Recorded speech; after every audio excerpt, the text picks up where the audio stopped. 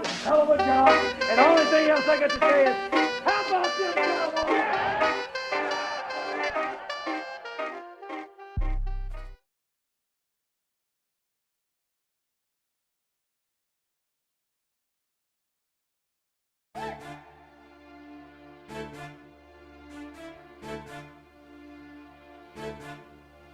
Yes, sir. Let me get that music on, man. Y'all know what time it is.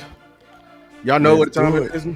Yes, indeed. Yes, indeed. Drunk Nefarious Takes is back. You feel me? Woo! Hiatus. That boy got them beats. Yeah, I started to bust out with a free on that thing. Man, go ahead. Hold on, I came down. Flip. Oh. Let me show up. That boy said, hey, trapping all day in a Regal. Everything I do is illegal. Hey, chill out, man. Go back to the old school, dude. That boy said everything he do illegal. You was a riding riding individual. I ain't got insurance on the car, niggas. I'm riding dirty. Like, this ain't even my car. It's stolen. It's a stolo. You know what I'm saying? You are a riding individual, sir.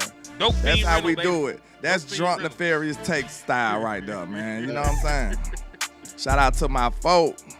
Yes, sir. In the chat, man. Coming in, make sure. Hey, man, when you come in somebody's house, man, you gotta. There's some core things you gotta do. Don't come in and put your feet on the table.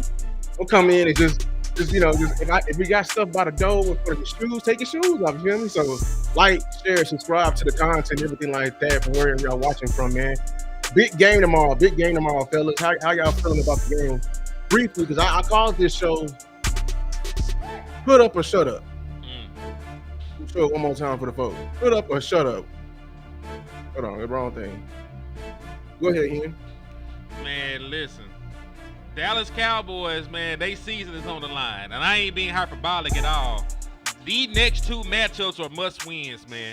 If the Dallas Cowboys can make it to 3-2-1, like the countdown, everything they want is ahead of them at that point. You'll be getting healthier. You'll be getting some of your starters back. CeeDee Lamb might be back by then. You know, you might have Revel back by then. You know, you're going to be getting healthier. You know, so if you go 3-2-1, you're still in contention, and Jerry Jones might feel the pressure at that point to maybe cash in on one of these draft picks he got. But if you lose to the Jets, who ain't won a game yet, if you lose to the Panthers, who are still seeking answers at every position, then you know, we talk about fire sales, we might be sellers and not buyers. Facts. You know what long I'm as they don't sell Dak or CD or Shit. George. You know what I'm saying? One of the big three. Shit, hey, everybody else can go. I seen people, you know, putting Dak Prescott in Viking jerseys and shit. So you know what? No. Folks want Dak Prescott now. They might not want him back then. They want him now. Back then, they didn't want me. Now I'm hot, they all on me. You know what I'm saying? Mike Jones. What you know about that? You understand? Big Texas. But, yeah, man. Hey, I'm with y'all on that, man. It looks like the way the team going, man, it's a lot of injuries, though. Like, that's one thing I don't like. It's a lot of injuries we dealing with. And I wanted to ask y'all a question about that, like, quickly. Like, do y'all think the injuries are a result of the strength and conditioning like we was talking about on Boss Land? That's interesting. Or do y'all think this is us breaking into being a physical team and we can't handle it right now? Yes. That what you think it is? Because this a physical game right here, too. That's why I'm asking. I think it's both because, one, football is a physical-ass sport. You know what I'm saying? You look over there across the conference at the damn Ravens, they quarterback out, they down multiple corners, offensive linemen, defensive linemen, safeties, line, like they beat the shit too. So, you know, like football in general is a physical sport. But like you said, the Dallas Cowboys are just now breaking into being a physical team. We're not a finesse team. We're not throwing, we're throwing the ball a lot, but we're also running the ball at a very high clip. We're pulling guards, you know, we're being, you know, creative in our run scheme. We're hitting people in the mouth. We're staying ahead of the sticks. You know, Javonte Williams is on track to run for over 1,300 yards, and he's not even somebody that most of the fan base believe in. But he run hard as a motherfucker. So, you know, point being, like the Dallas Cowboys, at least on the offensive side of the ball, have grown into a very physical team. You know, like Shoddy has lived up to his word on the offensive side of the ball. Their defense, though, you know, they anything but tough, and that's I need them to catch up to the offense at this point. Shot it and checked every box for me. What you think, Hen? Lou? Yeah, I think it's a little bit of both. We saw it all the way back in in training camp where it was a bunch of injuries then. You know what I'm saying? The O-line has just been going through it, and he did say he wanted to lead with them. You know what I'm saying? So I feel like it's a little bit of both, but it is alarming the certain type of injuries we all having at the same time. Lower leg. Yeah, lower leg extremities. Yeah. That's why I'm looking at the strength and conditioning coach. Like, hey man, what we doing? Are we stretching every metatarsal in the body, or is we are we looking up every rock? You know what I'm saying? Crossing every T. So I think it's a little bit of both, man. We're gonna be better for it. These are calluses, and this is why it's important. You gotta pay people early and get them on the field early and give them a training camp.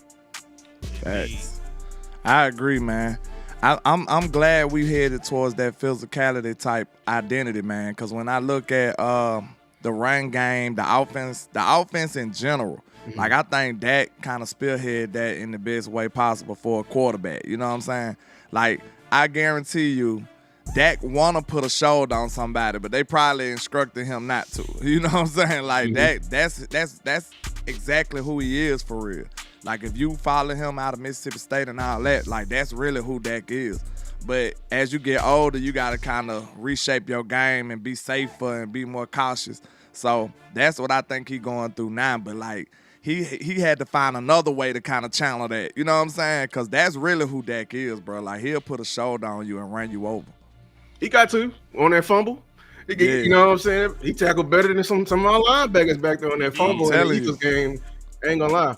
But the reason why I say it's put up or shut up, just going back to it. I'm tired of this, this normal narrative of the Cowboys. When it's a big game, they'll get up for it, or if it's a little game, they'll play down the competition. When will the Cowboys actually? And I'm looking at Shotty with this. When are we gonna finally put away opponents we supposed to put away? Yeah. Like, Hopefully this week. Hopefully this week. When we gonna finally step on that snake? You know what I'm saying? Even though you're already dead. I'm looking at the Cowboys. If we can't put away an opponent like the Jets, and I'm not overlooking the Jets, I'm just saying they are very close from just tanking. You know what I'm saying? Full tank mode. You know what I'm saying? Can we put them out their misery?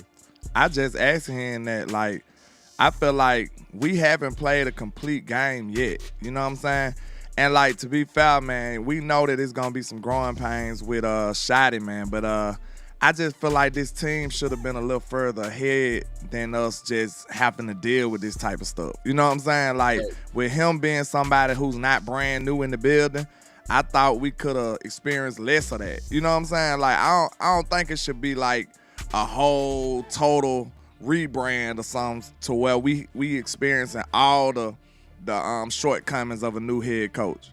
Because you already been here. They know you. So that breaking the ice type vibe I already handled. You see what I'm saying? And then you already familiar with the culture. I'm sure those some of the main selling points that Shotty had to get the job. So, like, we need you to be ahead of any old Rudy Poole new coach coming in here. So, I don't know if I can excuse Shotty with that. You know what I'm saying? What you think about that? I'll say this. The Dallas Cowboys are shoehorned right now. We having growing pains because of one side of the ball. Like the Dallas Cowboys. That's why we give Shotty a pass. Yeah. The Dallas Cowboys cannot win a game 20-17. Like, that's not possible. Salute the Tuck in the building. Salute to Tuck, man. CFO Sports holding it down. Y'all make sure y'all go sub to my brother, Salute Star. I saw Star earlier. Yeah, Stargazer too. Star in here, hey, we almost put some positive peer pressure on y'all. Man. That link is non-discrimination. You know what I'm saying? Yeah. I agree with that. I think I forgot who I heard it from. I think Vox said it. He was like, you are only graded of the previous head coach. Like the standard is the previous head coach coming in. You, Shotty, being on this roster, you saw how we didn't get up for the big games, how we always played down the competition. With behind your campaigning, I think some of the things you were trying to like set as a baseline for you as a coach, this should have been one of those, like one of those hidden things. Like, hey, when it's time to execute, we can execute. Now, and then this ties into Shotty. Like, even though it is the defense, it is Eberflus, you are the head man. When we look back on the 2025 Cowboys, I guarantee you, casual fans and and Cowboy Nation ain't gonna remember Eberflus's name. The name that's gonna be tagged to that team will be Schottenheimer. Facts. And are you gonna let him tear him down? My bad. Go ahead. No, I was just about to say you right about that. That's why you give them grace to a certain degree, but at the end of the day, sir, you are the head coach. So it's almost like, cause I know, bro, we know, like Vach say, shout out to Vach, bro. He be killing it with the Dirty Mac, and I couldn't believe he said that on .com. Hold on, talk on the link. Shoot the link. Shoot the link to talk. But yeah, man, you know, Vach was talking about the Dirty Mac, and I'm sure that was involved in it with Shotty, bro. Because you got to think, this man got a head coaching job without even going through a real interview process. You see what I'm saying? Like, we didn't interview nothing but one coach. That was because of the Rooney Rule stuff. So you got to interview one minority coach. You got to. Isn't it ironic, though? We should have saw that red flag from the beginning. A coach coming in here preaching competition got the job when basically there was no competition. With no competition. But that's crazy, Lou. You should have did him like that. But it made me think of this, man. Well, like the people that's familiar with the election last year. With Donald Trump and Kamala Harris. And we understand, like, this is a comparison, so it's not political. But we understand when they asked Kamala that question, what's the difference between you and Joe Biden? That was a turning point. That was a critical turning point in her campaign. She even came back on and now going on tours talking about it, how critical that moment was in her campaign. So it's like, what's the difference between you and the last administration? Mm-hmm. So now we looking at Shotty like, sir, what's the difference between you and the last administration? Like, you supposed to be defined in your differences. And like, y'all know I like Mike. I respect the 12 games that we won 3 years in a row, the consistency that he gave us. That's just me. I don't go about like what everybody else say. So I felt like that was the most consistent this team had been since the 90s. So I give him props for that. But Shotty has to come and improve in some of these areas. Like me and him, do you still feel the same? Going into this year, you remember I was like, I wasn't too sure about the win total. We gave him 12 wins. Do you feel like he can get there? I don't think this team can get there. We gave him 12. You made me feel better about it. Yeah, I gave him 12, but the situation has drastically changed. Me and you talked for trades. Me and you talked for everything. And like I thought the defense would be like middle of the pack even with Michael Parsons. You know what I'm saying? I didn't expect it to be like a great defense even with Micah. I expected his offense to hoop. The defense is even worse than I thought it would. That's why it's such a hard grade, bro. Because that's why I said I think explaining the tie is perfect. The offense won and the defense lost. That's what the tie was. That's the how you distribute the credit right there.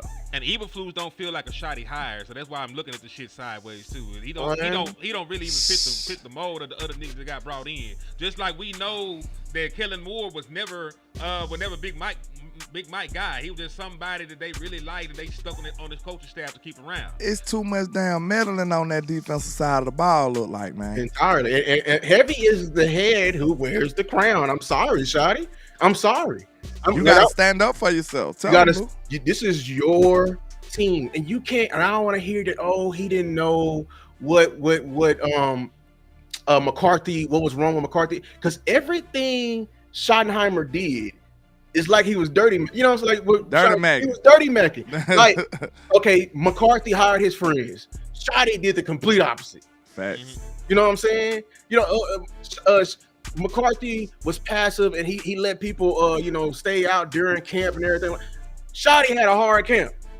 You know what I'm saying? We might need to explain dirty macking to some people real quick though. But like I said, Vach kind of made it relevant to the space, but basically it's like if say for instance a girl got a boyfriend and he don't pay for her nails. And then the dirty Mackin will be like, girl, he don't pay your nails. Girl, he don't pay for your nails, girl. I'll pay for your nails, your hair.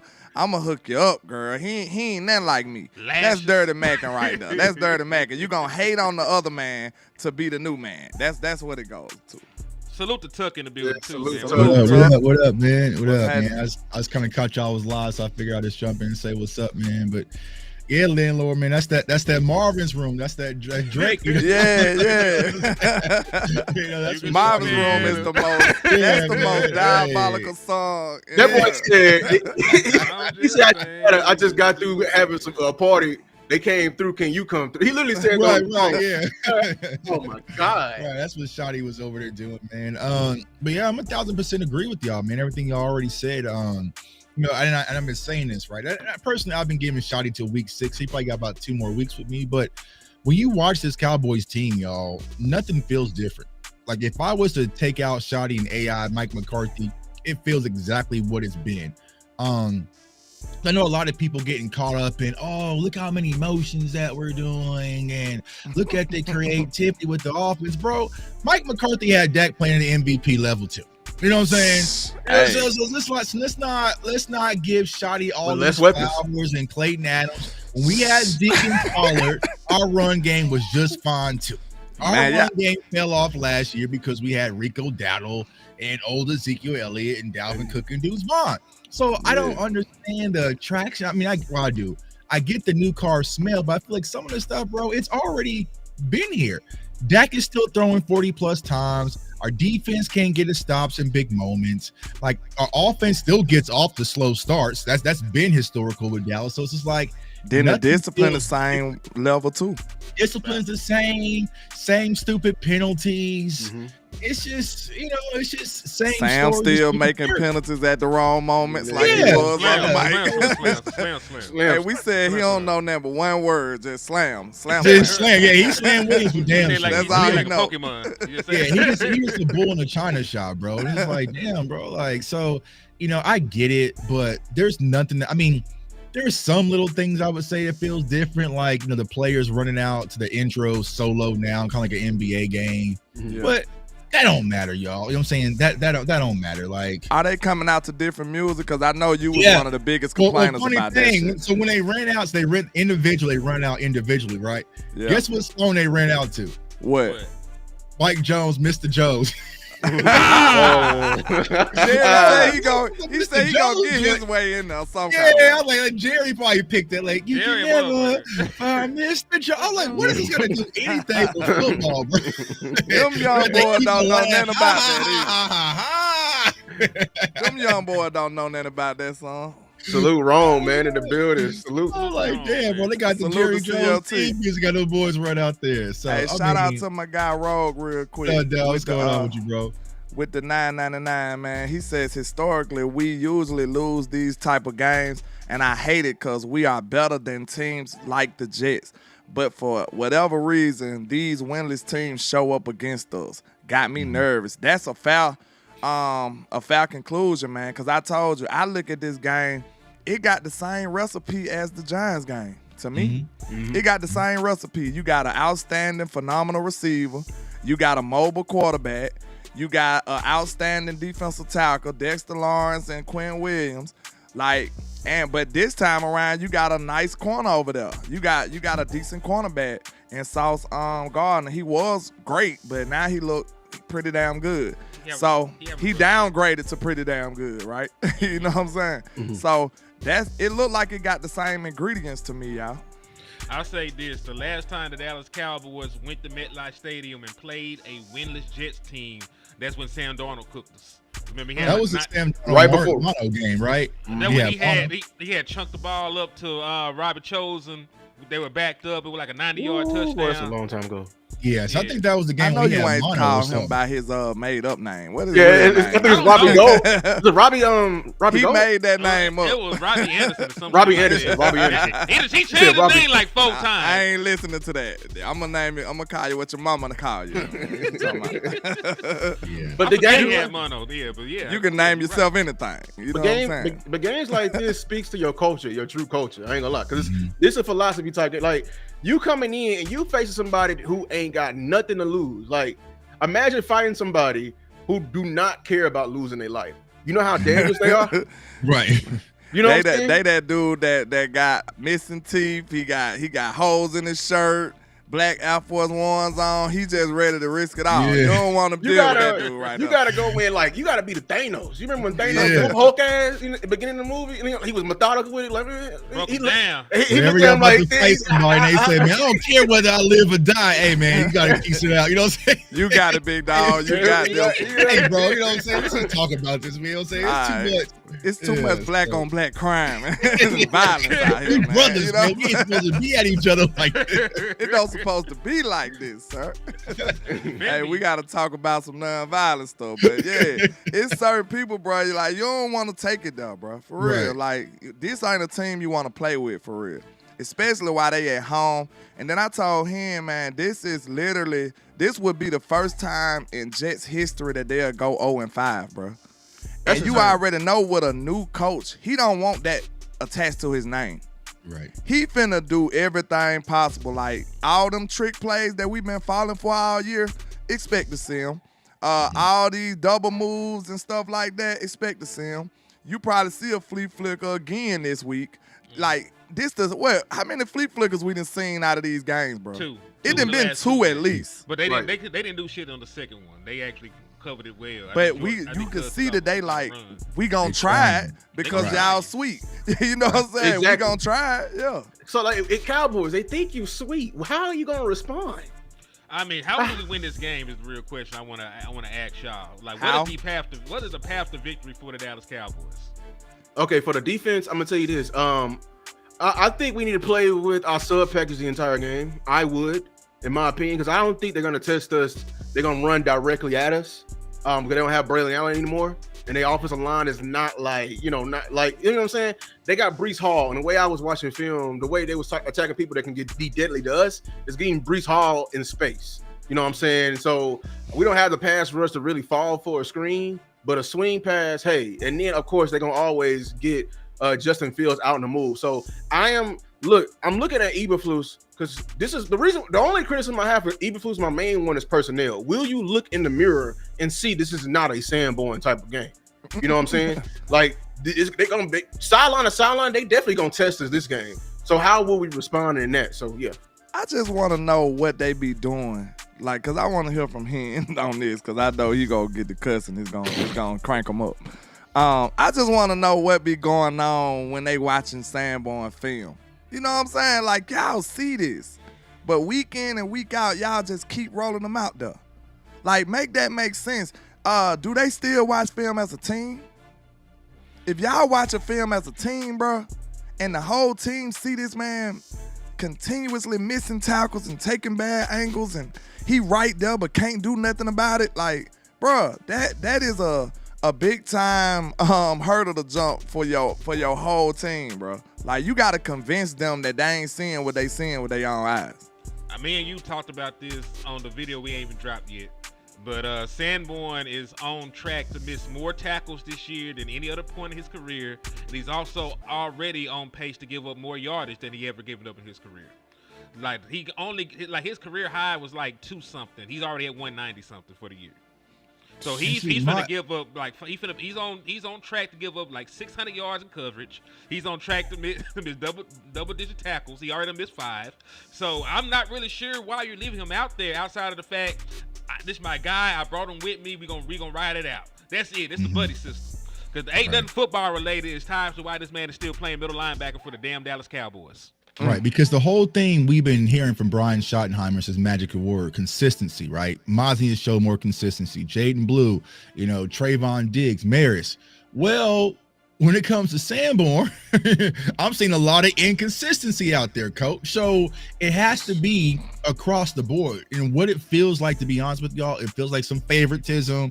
Like you said, Hen, Sanborn was Matt Eberflus's guy. He brought him over. He's supposed to be the translator. I'm sure he's a hard worker, a guy that's going to do everything you ask of him. But at the end of the day, are you producing on Sundays? Now, the stat sheet don't say he is, right? He's leading in tackles. I saw that whole play on Twitter. But when you watch the film, you cannot say that he puts this defense in winning situations at all, at all. So for me personally, I would rather have inexperience in a Shamar James and Maris, guys that can move and tackle and run and see ball and get ball, right? And maybe make a few mental mistakes, than a guy who kind of knows everything, can see it and digest it, but just based off his athleticism, he can't get there because he doesn't do me any good. You know what I'm saying? So that's going to be the conversation. I think Matt Eberflus is going to have to make that decision, but you know, it's bad. I mean, it's evident, and all the people, you know how our fan base is. For all the people that cap for Jack Sanborn, for them to come out and be like, yeah, he ain't got it. Ain't it, you bro. know what I'm saying? It says a lot, right? Because it's that damn obvious. Yeah, I was about to go ahead. I was gonna say, like, I mean, you're gonna really tear your defensive locker room apart because I can stand up here and say, based off the film, he's probably the main reason you're losing football games. He is, because he's giving offenses an out. Like I believe, I don't think teams are playing you straight up. I think when we were playing the Packers, they were making it a priority to get the tight end Starks one-on-one on him in space, or attack something across the middle, because they know if they just get the ball to him, he's not going to make the play. So are you willing to lose the entire locker room, which ultimately will be your job, to hang on to this guy? Yeah, I was about to ask. That's what we're running into. We are in critical moments right now where if the next 2 weeks don't change for the defense, I feel like they're gonna rebel versus Matt Eberflus. Oh, you know what I'm saying? They already had the kind of Trayvon Diggs situation, but if Yeah. I'm Trayvon, I'm sitting here like, bro, y'all benching me for giving up one bad play or whatever in my attitude, but y'all leaving this on the field? Like, nah. So there's that favoritism. So he's gonna have to actually adjust, and this defense is gonna have to play good these next 2 games, or I feel like they're gonna be like, you know what, we out, and we're gonna have to just rely on that. I feel like they already kind of checking out. That's why I was about to ask this. Like, I asked him this question too. Like, could it be because these plays they running ain't complex, bro? So, right. And I know our players ain't dumb. So why they keep acting like we don't know the scheme and we can't get it and we got to communicate? I believe that the main culprit is that they don't believe in this shit. Like, if you don't believe in something you're doing, you're not gonna be effective with it. And on top of that, I hate how stubborn Eberflus is proven to be. Because when you think about it, bro, I told him, and I'm gonna ask y'all, cause y'all football people, y'all know the answer. Like, what is the only reason you don't blitz everybody?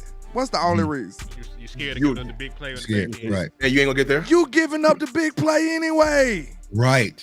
You still won't blitz. Right. Like, bro, some players, like I said, we looked at Spags numbers, man, and they ridiculous. I love to look at Spags because the Chiefs been historically a great defense.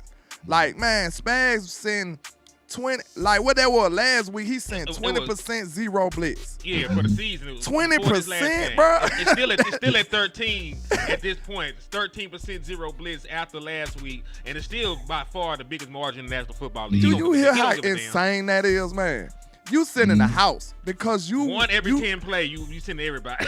You just understand that sitting in the house and you know what the risks are, but we already getting burned on the big play. So why are you not still blitzing? You not blitzing and you giving up the big play.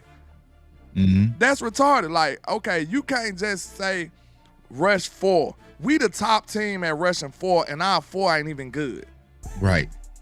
We got 2 good defensive tackles. I give you that, and we got okay edges. Like, bro, you would think we got 4 gangsters on the line to be the top at that, right? 97% zone. That's crazy. Yeah. And in critical moments too. Like, it's 4th down overtime. You know what I'm saying? You sitting back giving 8 yards of cushion. And it's just like, you know, we've all played sports before. You know what I'm saying? Sometimes our coach would call some shit. We're like, man, this ain't gonna work. You know, this ain't it. Hey, run up here. It's like, all right, bro, I'm gonna run the play. And then they mad that it didn't work. You know what I'm saying? Because we've been telling you all week this shit wasn't gonna work. So it's just like, I feel like the confidence is starting to fade. And I get it, right? I hear what Trayvon was saying to Matt Eberflus. What scared me is that Matt Eberflus was like, the play is a play. And then Brian Schottenheimer backdoored and it's like agree to disagree. So you're not hearing from your players. You know what I'm saying? So you're not hearing from your players about what works best for them, because what people have to understand when it comes to our secondary, they lost Al Harris. Like Al Harris was that voice, that consistent voice. Even when you went from Dan Quinn to Mike Zimmer, at least our secondary still had their guy and let them know what we do. A lot of y'all don't even know where Overstreet came from. He came from Chicago, but a lot of people ain't really checking his background. So it might be a situation where our secondary is not only not filling your defensive coordinator, but they ain't feeling their secondary coach either. You see what I'm saying? Because he's trying to teach them new methods that goes against what made them successful. So yeah, bro, it's just I don't he gonna have to adjust. So I gotta take a step back because I'm trying to see, like, you know, I gotta play devil advocate sometimes. I wanna know sometimes why the evil think the way he think. I ain't calling Eberflus evil. I'm just saying, why is he still stuck in his prideful ways? We gotta ask this question. I told y'all because it's worked up to this point. Yeah, he got to where he's got in his life doing things a certain way. Like all those top defenses he had in Indianapolis. Like, listen, we broke the shit down over the course of the summer in the offseason and shit. We told you Matt Eberflus played nothing but zone. He was a primary cover 3 guy. We told you if you looked at his blitz rates, he do not blitz. We told y'all all that shit before he got here. This is not anything new. We told y'all what he was. The issue is we thought the shit would work here because at the time we had Michael Parsons. Right. We were super high on our defensive pass rush in the offseason. We drafted Donovan Izaraku high. Should have been a first-round pick. Thought he'd be instant. You know, all this different stuff, right? So we looking at the personnel, what we had, like, all right, it worked there in Indianapolis for the most part until the very end. It worked well in Chicago. Like, he was successful with less talent and personnel. We thought the shit would work. But guess what? It's not working. It's not. It's not working. So it's going to come to the point, can an old dog learn new tricks is really the question. Because like I said, Matt Eberflus up to this point has been successful as a defensive coordinator calling the game the same way he's been calling it. Now that is not working, and you have close to a historically bad defense for this franchise, what the hell will you do to try and right the ship? Will you bring more pressure? Will you bring more fire zones? Will you submit and play more man? Because listen, we went and looked at the other zone teams in the National Football League. It's not 97-3 for them. It's 70-30. More, right. It's still like 30% man with them still, and for the other primary zone teams. So what he's doing is even out the ordinary for the other defensive coordinators that like zone. The Eagles are playing 67% zone and like 33% man. You know what I'm saying? And they supposed to be the big zone, drop 7 in the coverage and rush 4. They're not that crazy when they run that shit 97% of the time. As much as Flus doing. Yeah, they ain't crazy like that. But I asked this question. Why I'm thinking of this way is this. Why is he, we got to ask the question, why is he so comfortable in his pride? You know what I'm saying? So let me give you the reason why. I keep going back. I get what last year with Zimmer. Zimmer could have been stuck in his ways as well. Zimmer is older than Eberflus. Correct. But Zimmer signed a 1-year deal. Zimmer had 1 year to prove that he was worth something. So he did things out of the ordinary, calling out your boss in their space, in the media space, saying, hey, I need this. I need multiple. You know what I'm saying? One in personnel. He brought in his guy. I think it kind of worked out because it was during a time where we were needing a change at linebacker. You feel me? So he could be stubborn there, but he really wasn't stubborn there. Why is with Zimmer was willing to change his scheme a bit as well? Because it was times he didn't have Micah as well. When I look at Eberflus, he's so comfortable to be so prideful. It's like he's making CEO decisions. Like he knows he's going to be here next year. The reason, like, do we know how long his deal was? Was it? Nothing about his deal has been disclosed. Really? Let's see. Because I was about to say, we know he's still getting paid from Chicago. I'll say that. My bad. The only two options it could be is one, he's hanging his hat on the fact that it's still early and he can make a run and change it up and, you know what I'm saying, do better. Or either he's been empowered by the front office and gave that stamp of approval. Them the only two options. And like, either he's blindly confident in his scheme that it'll all work out, or he's been anointed by the Joneses. Go ahead. Yeah, that's what I'm gonna say. That's the one thing we haven't figured out. And of course, we didn't look too deep into it this summer. But whose hire was he? And it doesn't feel like what Brian Schottenheimer's been doing, bringing all these offensive college guys, the Cowboys. All of a sudden, he had a previous coach who was in Dallas before, has some ties, former head coach. Like it feels more like this was the opposite side that brought on Matt Eberflus. So yeah, Lou, you might be right, bro, because he's comfortable as he don't see no comfortable in his pride. You know like I ain't gotta go back and forth with Trayvon. He ain't gonna be here next year. I would. You know what I'm saying? Like exactly. You know, so it kind of feels that way because there's no pressure, there's no sense of urgency, there's no hey, go get me this or make some adjustments, and it's just like. Brian Schottenheimer said, yeah, me and Matt had some conversations about the defense, but it's not like, hey, bro, like, I don't know, because it's, you have, and going back to when we brought on Dan Quinn was a cover 3 guy, you know what I'm saying? But Dan Quinn got here and saw his ingredients and said, hey, bro, I got to change this. Like, I ain't have nothing like this when I was in Atlanta. You see what I'm saying? So it's the same thing with Matt Eberflus. You have to be able to adjust. Yes, I like the rush 4, drop 7 in zone, but they sent Micah to Green Bay. Maybe if you didn't do that, this would work, right? But you're not getting no pressure up front, and we all play football.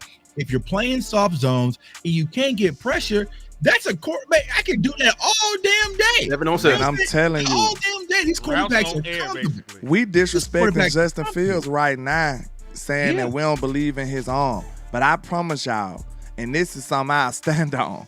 If that man has a clean pocket, he is going to torch our ass. I'm telling you right now. I'm telling you right now. He's going to torch us. Go ahead. Yeah, shout out to B Bird. He hit one of y'all with a 499. He said Jerry did Flus no favors by trading the best pass rusher in the league a week before the season started. No consistent pressure from the front 4. But listen, that's true. It's true, but at the same time, man, we're a quarter of the way through the season. That was that was 5 weeks ago, bro. If you ain't changed shit by now, that was not your intention to change anything. It's been 5 weeks.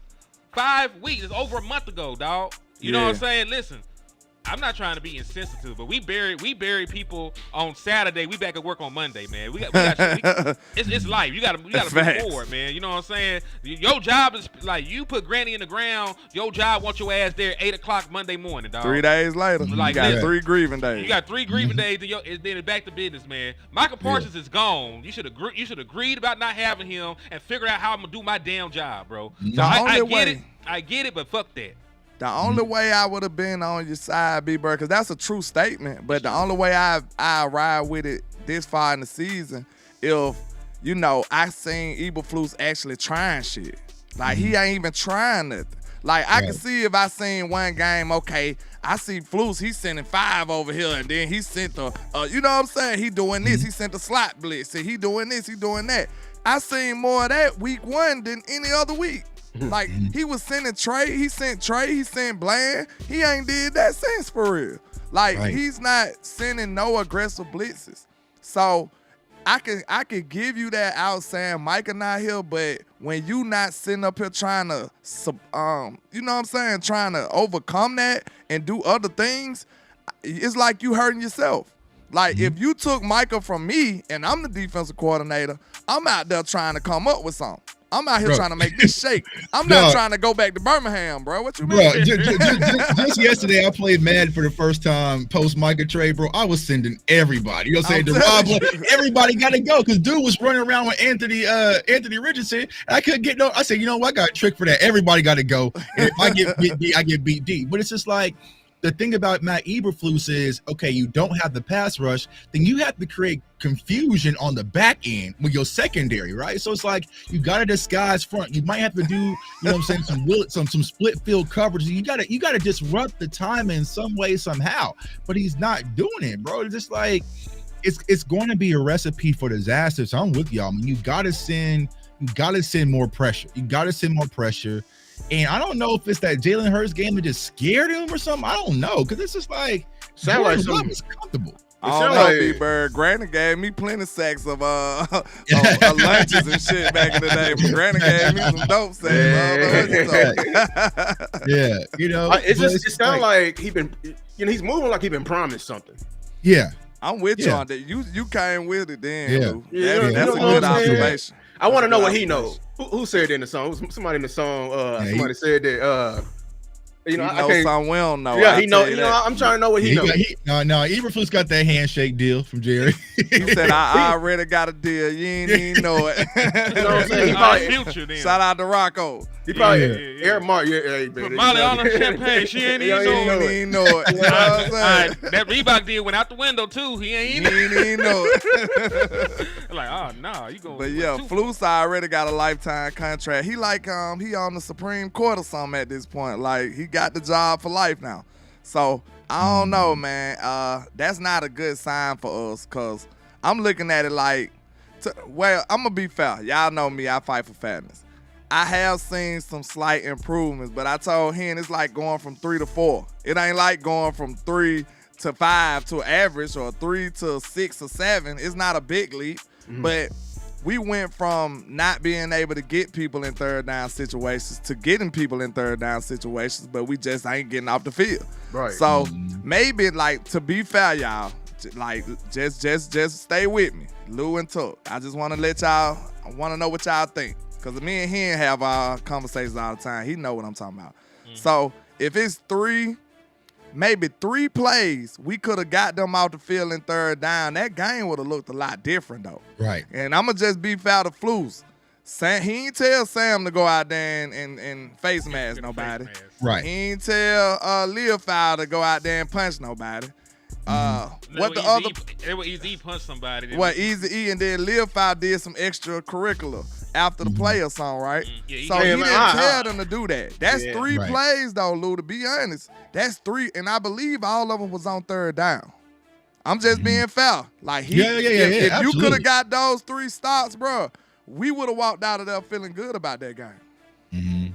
I agree. I 1000% agree, because those are all pivotal moments. You know what I'm saying? Like, because I remember we were jumping up screaming with the Leah foul shit, and they like flag. I'm like, what happened now? You know what I'm saying? They showed the hit. So, it's all of it, right? It's the scheme, it's the lack of pass rush, it's the discipline. Like, all those things are just, and we don't have somebody on our defense that can just erase it. You know what I'm saying? Like, not to keep bringing him up, but he was the Instagram filter for an ugly chick. You know what I'm saying? Like, even last year when we had all those injuries, he came back off that injury.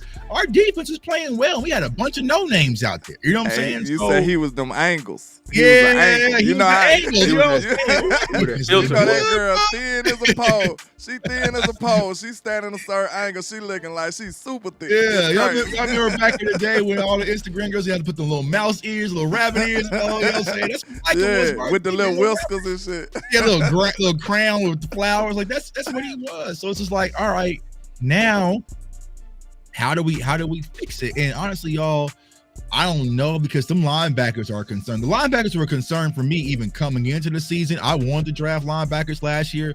I didn't like, he was all right, but I wasn't a fan of Kenneth Murray. I wasn't a fan of Sanborn. Like, those were rotational guys, you know what I'm saying? But the fact that they are starters, and it sounds like he's going to lean with them, y'all, it's easy to exploit. It is easy to exploit, because I know that those 2 linebackers cannot run with today's NFL tight ends. Or there was a play with so the deep play that happened in the first quarter to Matthew Golden. That was Kenneth Murray turning around running with Matthew Golden, bro. Like I said, what are we doing? You know, he was trying to carry Matthew Golden up that seam. You know, so it's just like, bro, why do you have Kenneth Murray running with the number 2 inside receiver? That's not going to happen. So teams, like you said, Landlord, they're looking back and saying they come up with these 2 clunky ass linebackers. We're going to put them out in space and make them cover and tackle in space, and they're not going to be able to do it. So I felt like we put such an emphasis on stopping the run, right, this offseason. Well, we fixed the brakes, but then we broke the engine. You see what I'm saying? Like, all right, now we got even bigger problems. The team's like, all right, we might not be able to run on Dallas, but we can go 5 wide and air these boys out. And facts. I can't even say they can't run on Dallas. They just gave up 160. Probably true. Good point. Good point. I think it is fixable, and your tweet was right. This is why, like, even Flus can fix him and still be stubborn. We can at least see it. I think if he prioritizes the young guys, they will play for him. You know what I'm saying? They're trying to make a name for themselves, and I think that's the problem with this defense. It's just too much of this old blood prioritizing know-how, and we need to be doing activity. You know what I'm saying? Simplify the calls, let them roam, and let them hit. Let them put that umbrella up. Let Shamar James come up and hit. Just ain't gonna lie. A lot of the hidden problems with this team is like tackling. They getting hit in yardage. I was just about to say, I was with you till you said simplified, Luke, because it can't get no more simple, bro. I know they simple as hell right now. They said they shift that shit to one word. They simple, did. bro. They so simple. They running cover 2, cover 3. Yeah. They not doing nothing Cover 4 complex, match. bro. I ain't Dog, want to like, interrupt you, I'm but just I tired just of- had to message you on that. I'm Go just out of ahead. the excuse for Sanborn talking about he knows the defense. I'm sorry. Who That's don't somebody. know cover 2? Right. You're right. He doesn't look like the linebacker, the typical linebacker that's just cerebral and knows where everybody. I don't see that on the field. I don't see Ray Lewis. I don't see Sean Lee. Sean Lee, that part. I don't see that. So I'm like for somebody to do that, because I saw it even on the film. He had mental errors. There was one time, man, Murray was telling me, bump. And he over here, right here in 1.5 gap. I'm like, bro, get over in the A gap. What are you doing? I thought you knew the defense. All right. Yeah. I can't And that's the thing. Our defense is so simple. We can sit at home and pick it apart. Let's cover. Like I told people, it's like playing Madden when you play somebody in Madden, they don't know how to change their coverage shells. Like, oh, that's a cover 2, so I'm about to run floor. Like I'm saying, like it just makes it easy for like, as soon as I see someone know how to change their coverage shell, but they soft. You know what I'm saying? They soft, bro. They don't even know how to change it. You know what I'm saying? That's the same thing that we was out there doing, bro. Like Caleb Williams was like, oh, that's Nailborn. just It's crazy. You know what I'm saying? It's Snailball. stubborn, bro. So it's just he's going to have to adapt. He's going to have to adapt, y'all, because we can't go out. The next 2 weeks need to be PTO days for Dak Prescott. He shouldn't have to go out there and put on a cape to beat the Jets and beat the damn Panthers. Now let's say this right here. This right here is the most dangerous thing about it. Like we said, and CFT said this too in the chat. Shout out to him. He said these next 2 weeks are critical. Because, man, you go out here and give up 40 to the Jets and the Panthers. Right. Win, lose, or draw. That's Bro, I'm done with this dude. I'm done being nice. I'm talking about firing him. Right. I've been said it because you know me. I don't care. I'm just honest, bro. Like, you can't just give up 40 every week, bro. You can't do that, man. I don't care what your philosophy is. I don't give a damn what your personnel is. That's just something that can't happen. We are the first team in the history of the NFL that put up 40 points and had no turnovers and did not win, bro. At the crib. Do you hear how crazy that is? That's insane. And you know what's crazy to add on to that, landlord? Defense is the healthy side of the ball.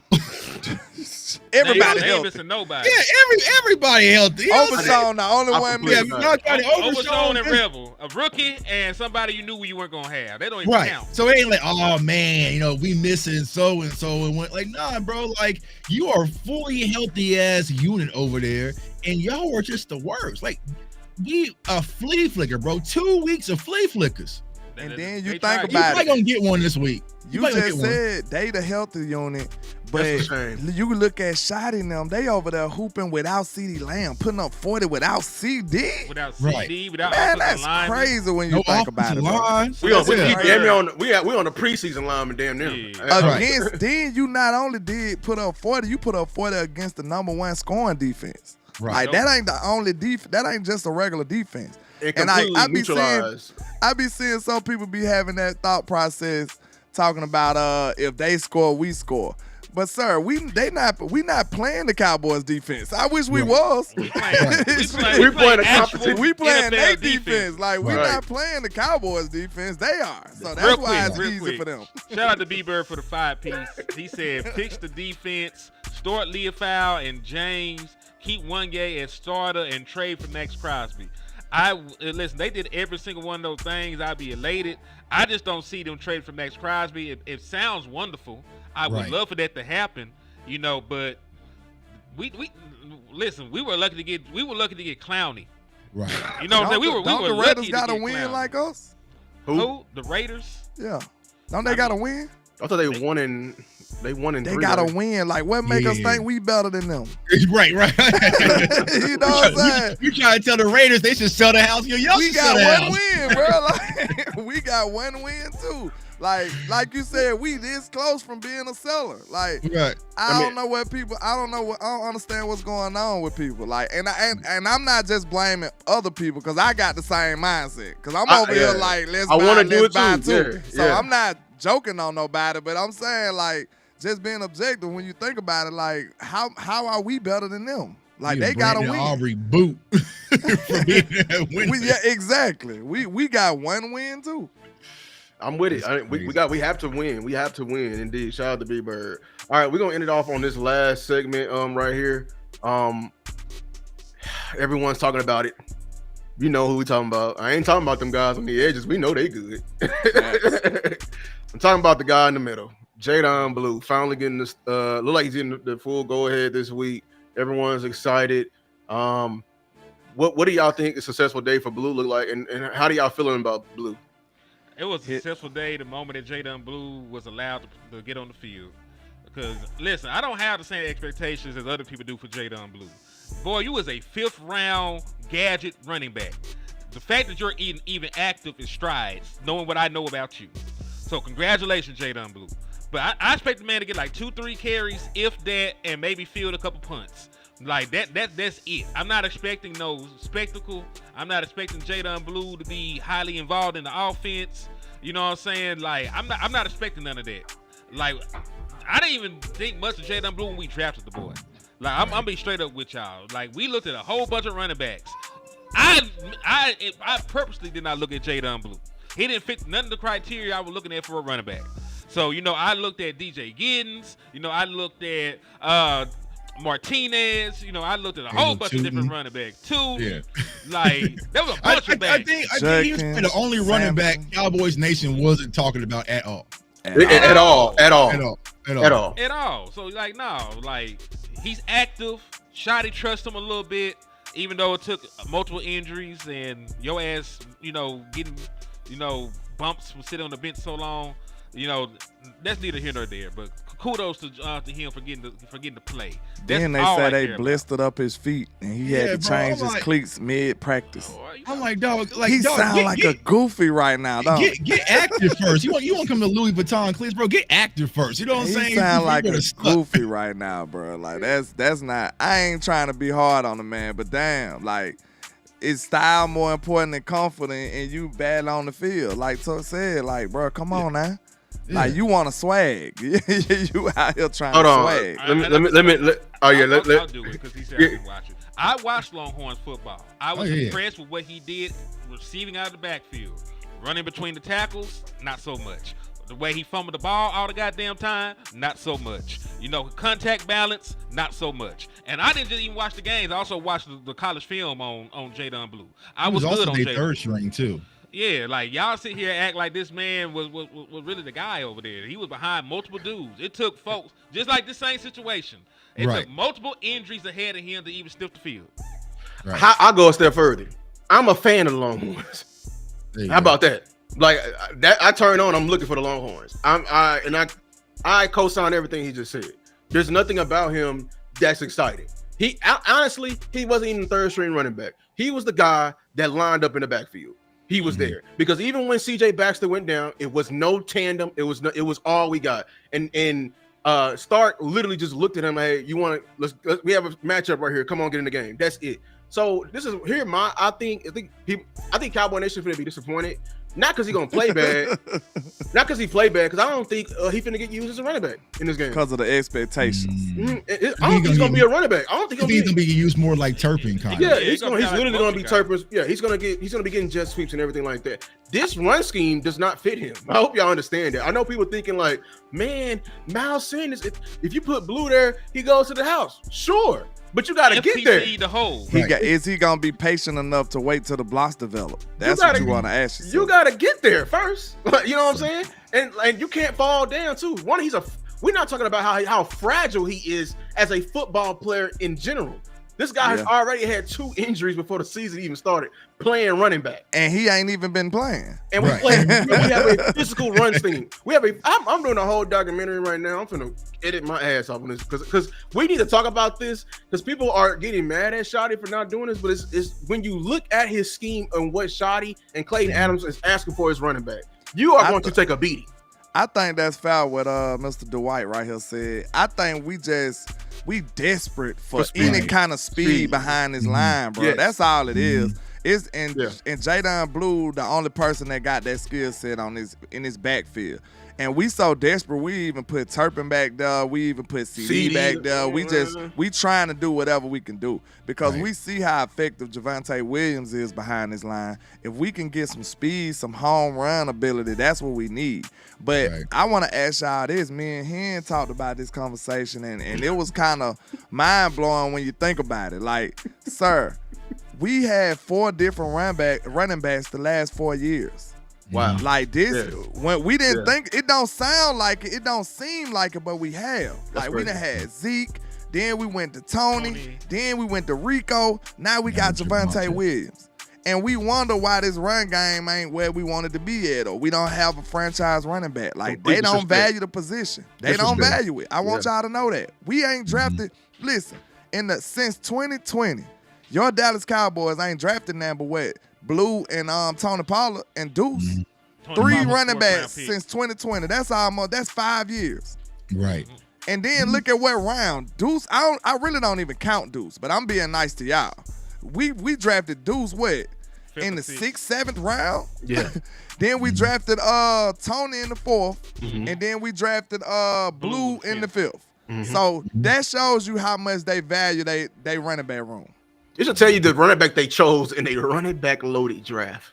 Bro, I think that's what hurts most about Blue, bro. It's just like, dog, this class was so loaded. You could pretty much you could have got Ollie Gordon. You could have just closed your eyes and would have been straight. And the one running back that you probably should have avoided, you know what I'm saying? But this is what the Cowboys like, right? They like trying to turn water into wine. You know what I'm saying? We should have avoided that. It's kind of hard to avoid it, but it was more there. The run on running back never happened. It actually did happen, but it was other running back. It was light. Right, because once you had Judkins go before Henderson, right? Like that was kind of earlier than people expected, but you still had so many talented running backs just available. And then you sit back and watch Philly just go get Tank Bigsby. Tank Bigsby will be starting over Jaden Blue right now. You know what I'm saying? In Dallas. So it's just like he has a lot to show and improve. So I think that's why we putting these high expectations on him. But you know, we need it. You know what I'm saying? We need it. But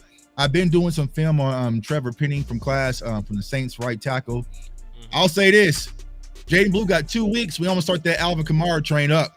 We about to fire that up. We about to fire that up, bro. Yeah. We about to fire that up. Yeah. I was watching Kamara. I was like, this is Ben said right that. Here. Yeah. We've been on that Alvin Kamara since week 1. Right here. Yeah. Because if people don't understand it. If I don't see it, bro, I'm right. We gonna fire this thing up. You got Kellen one number in your phone too. Right, yeah.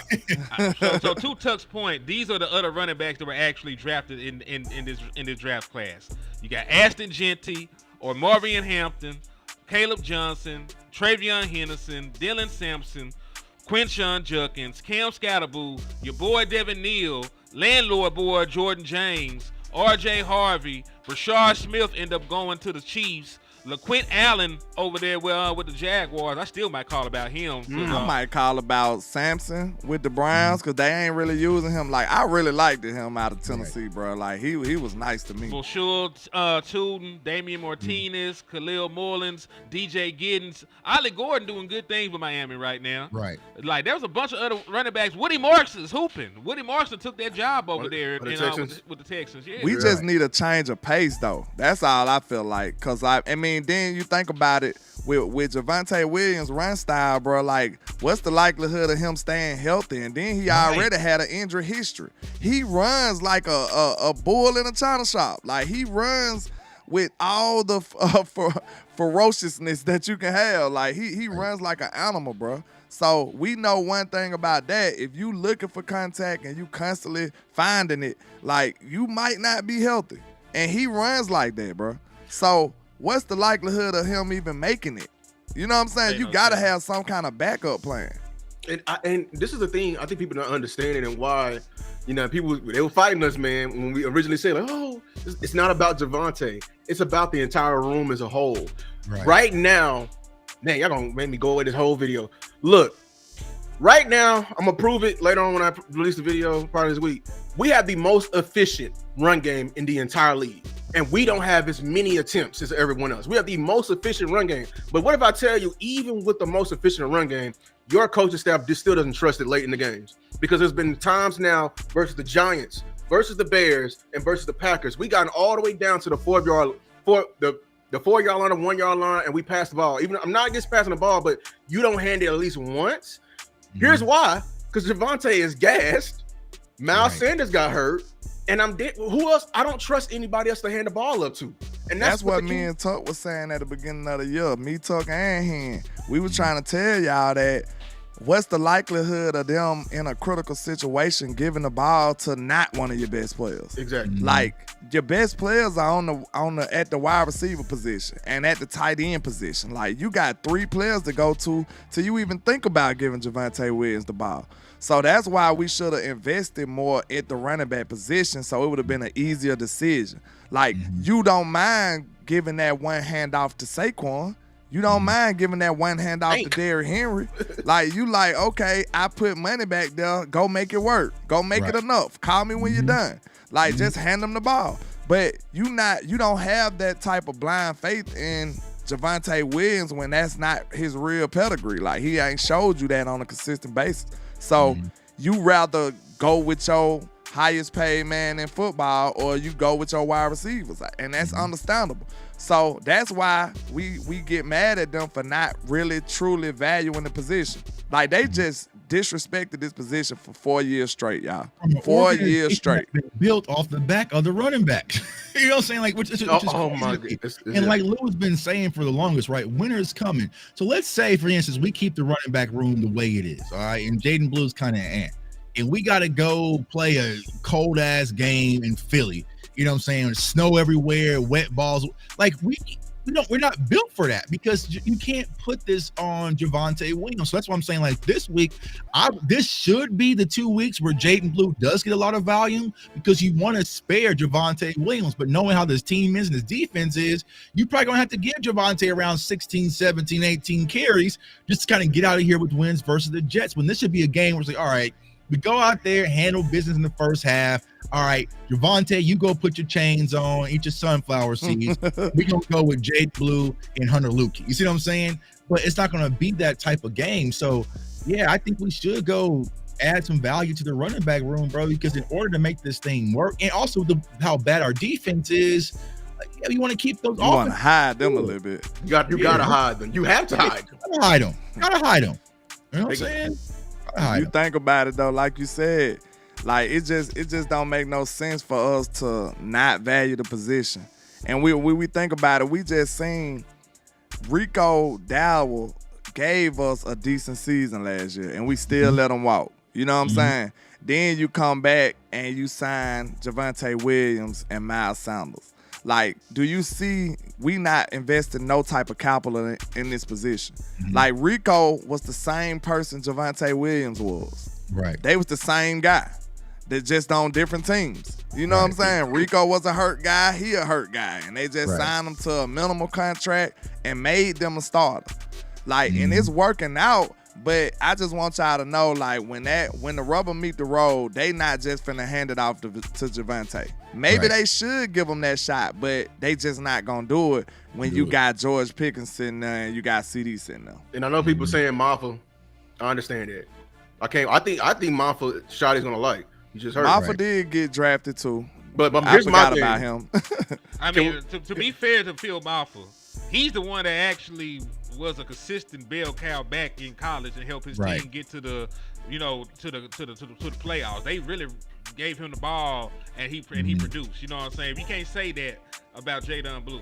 I'm not saying the skill set the same, but he is somebody that actually ran up against other good defenses at the collegiate level, and he had some pretty good success. He looked good in preseason. Yeah, he did. I'm not saying that he's a future superstar, no shit like that. But in a tandem, I can see how you could work. But here's my thing: right now, even with seeing limited Maffa, can we not make the conclusion that Kamara is better than him?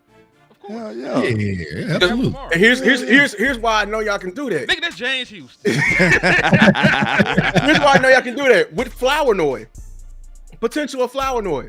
Could you make a very educated guess and say Pickens is better than Flournoy? Absolutely. Right. And you make the move no matter what. You don't and that's the thing, Lou. For a team that and that's what I understand about Cowboys fans. For a team that we can sit back and see how injuries just run rampant through our damn organization, I don't understand why our players and fans don't want extra depth. You know what I'm saying? It has to be. We already got. I don't need RB1. We already got Javonte Williams. We are one Javonte Williams and for being screwed with our running game. So you know what I'm saying? Down South Cowboy. I'm talking about. Man, when was the last time Alvin Kamara had a good season last year? You not getting him without a second-round pick? Well, disagree. It'll cost you probably like a day two. Definitely it'll cost you like a fifth. Yeah, it'll cost you a fifth. Damn, what I gotta pay for him? See, that's what's one thing I want us to get out of the mindset of. Like, damn the cost. Think about the results. Like, Kamara might help you get to a bowl or something. Who knows? Right. Like, think about the results, bro. Like, what the hell we gonna do with a second-round pick anyway? You want another Sam Williams? You want another Marshawn Nealon? You want another goddamn all these man? Our second-round picks is a fluke. Our second-round picks is a fluke in their own. Trayvon Diggs like the last one that you can really trust. I'm ready to give up a second-round pick right now. I'm ready to overbid. I'll go even further. This is other people's money. I love spending other people's money. Oh, me too. You know what I'm saying? Like, this ain't my shit. I don't care how much money it costs. I don't care about the draft capital. We getting the steak, the lobster, and the shrimp. Oh, we want it all. And then, here's my down south Cowboy. When was Alvin Kamara's best years? I will say his best years when he was a part of a tandem. When the boom and zoom. Ingram. With him and Ingram. Yeah, Mark Ingram. I'm trying to get Cowboy Nation to say we're trying to do something similar to that here in Dallas. Boom, the new boom and zoom with Javonte Williams and Alvin Kamara. You're saying okay, you're not impressed with Kamara with the huge workload he got now. He all they got over there in New Orleans. Right. First of all, and like they're in the whole rebuilding year. They don't even respect their quarterback. But just like how people slept on Saquon over there rotting in New York, and I'm not saying they're the same player. I'm saying the effect when you put him on a team that actually has some structure and ready to go, and it can limit his workload down a bit. And a real run scheme. Hey, I can't wait. This video I'm gonna show y'all. This graph is immaculate because we are now the most efficient run team. But the team that somebody changed from is actually the most unexplosive and most inefficient. The Cardinals. We're blessed. Clayton Adams had that sauce over there. We're blessed, man. He had that Let's sauce. amplify it, man. Yeah, we want the steak, lobster, and the shrimp. You absolutely right, Mama Lou. That shrimp, baby. Yes, sir. Speaking of which, Alvin Kamara last year had his career high in rushing yards, 950, and then he added in how many receiving yards my boy had last year? He's a do-it-all back. So, yeah, and then he had 543 yards through the air. That's crazy. So, he had the most rushing yards of his career with 950, averaged 4.2 yards a carry, had 6 rushing touchdowns, 2 receiving. So, sound like a weapon to me. Is he a good weapon? You know what I'm saying? Sound like a easy weapon buttons for Dak Prescott. Easy buttons. More weapons. Yeah. Yum. Whipping them up. I'll tell y'all right now. Yeah, we'll have to say this defense in the offseason. We'll have to get back to that. You know what I'm saying? Here's how you build a linebacker room. Get to the. So we were saying Team 40 Burger before the season started. You for sure. We were saying Team 40 Burger. This defense wasn't going to be it. You know what I'm saying? So they don't have to put them over there. We'll get to them. We'll talk about Ruben Bain and all that this all season. Hey, man, load Dak up and say, hey, get us out of here with some of these wins. You know what I'm saying? Ruben Bain or Ukulele. Which one you leaning towards right now? Bang. I'm still undecided. For the Cowboys, I'm gonna be honest with y'all. I don't want to draft no edge because a lot of these Cowboys fans get what they deserve. I don't want to draft edge because I'm gonna predict it right now. I'm doing a scouting. It's gonna be another Taco Charlton. Right? Because I know my organization. This draft class isn't what people want. It's not even that. It's the moment we draft need like this desperate trying to make up for something. We're gonna fold on it. Because you're gonna be watching a Ruben Bain with the mindset of to be the next Micah Parsons. You're not getting one of those. Like, we should have traded Micah before the draft and maybe got an Abdul Carter and you came close. But since we didn't do it, bro, like them players don't come around often. So we tried to warn y'all how lucky y'all were to have him. I'm telling you. I don't care about the defense no more. I'm sorry. Yeah. Like we need to just get weaponed up and just pray. Cause we got one of the best. Bro, I'm telling you, bro. That's wrong, man. 40 bro. Even during the Green Bay game, LandLord, bro, in overtime, I was just hoping that wide receivers gonna just drop the ball. You know what I'm saying? Like, screw it up. Their hands not be a catch. I knew we wasn't gonna get those. They almost did, man. If the ball just was just laid on his back for just a second longer, we would have made it out of there, man. If it went for Sanborn back, because he didn't do it, his conscious mind didn't have nothing to do with making that play. It was just his back. So if his back wasn't there, like maybe we could have won the game. Who knows? Yeah, he didn't even turn around and get. He didn't know what was going on. Jordan Love threw it to his back. He said, "Well, Sanborn back. It's over." He threw it at his back, man. Down South Cowboy with another $4.99. He said he's not good out the back. Dak will have to throw it to him. That's when he was great. He would have to be RB1 in Jerry eyes. Jerry always have bad ideas though. So just because Jerry wants some stuff, and he got bad eyes. I don't agree with that though. I don't agree with that. You know, Kamara can't tote it no more. I'm sorry, I would not believe that. He can run that ball. Like I said, let's do a film session on Alvin Kamara one day. I promise you. We can just show what Alvin Kamara is doing this year with the bad offense around him, and we can probably still. He's one of the rare running backs that stood the test of time. Like I'm not even gonna lie to you. Before we wrap this up, though, we do gotta make sure, like what Lou was saying on one of his shorts. I think that's underrated, bro. Like we must capitalize on this great quarterback play we got.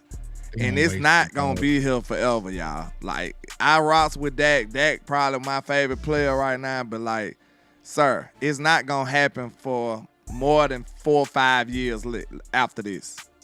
That'll be a tall order for Dak to still be playing at this level 5 years from now.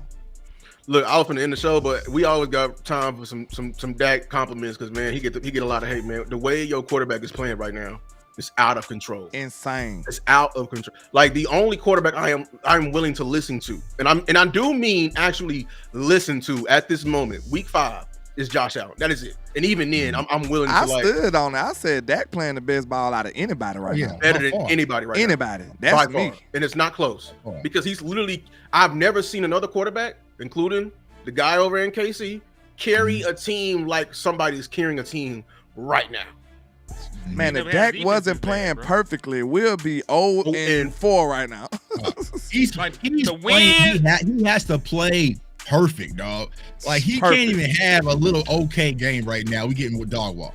That's what people don't understand either, bro. Too, we lost that first game off of drops. They be thinking about this. They like, the way I can understand how some of the casual fans will take this, they'll perceive it like this. Like, okay, the defense been screwing up, the offense been playing okay, and then they been scoring. But it'll be a situation where it get critical, like the offense has to score because the defense done screwed them over for one last time. And it's like, man, if we don't score here, we gonna lose the game. Now it's like, dang, Dak lost the game. Like, God damn, bro, he did. Look at all the other stuff he did. 25 seconds left on the clock for him to come back. He had, you know what I'm saying? He blew it because we didn't score a touchdown in 15 seconds. Like, it's crazy, man. But, like, we know we not perfect on the offensive side of the ball, but, man, you got to tip your hat to a team to put up 40 without their best weapon, without their young phenom of an offensive lineman in Tyler Booker. Like, without your center, without your starting center, Dak, going up against the best D-line in football, best D-end and hey, man. Dak single-handedly, and I will say this, because I said it on film, my film session, whole game. Dak neutralized Micah by his damn self. I will say that. O-line did not do it. It's what people read on. They were on the ground. Dak and Shotty, I'll give Shotty him credit. Dak and Shotty single-handedly neutralize Michael. Bro, I ain't gonna lie. I didn't worry about Michael like that because I knew about Dak. Like, I'm not saying that Michael wasn't gonna affect the game, but I've seen Ford do this. He does this shit. Like, that's why he was confidently talking that talk before the game. He like, yeah, man, I told Michael, Yeah, I remember we was talking in practice. He was like, yeah, you might get there, but you got to get me down. Like, Dak been talking like that. Like, he know what to do. Like, this is a veteran 9-year starter. He know exactly what to do. I think I'm out of Kamara's shit now. I'm looking at these numbers. They ain't going to do this shit. Because he'd be $37 million on the dead cap this year if they trade him. 24 next year. Make them eat it. I got a dip, y'all. This is gonna be real, but I got a dip. All right, we gonna go ahead and hang it up, man. Salute to everybody. Appreciate y'all for coming through. Yes, sir. Let's do it. Shout out to Tuck for putting in too. Appreciate y'all, man. Shout out to everybody, man. Make sure to like, share, subscribe. CFO Sports, Landlord Sports, Henny the More. Y'all know what to do, man. We appreciate y'all coming on this beautiful Saturday. Saturday. No. He said, "Go no, go! Hey, go Longhorns! Arkansas suck, Alabama Big suck, all that. Big Bama, let's do it. Lord, please don't let us lose the Vandy. Oh yeah, I sure live, man. We out, man. Salute.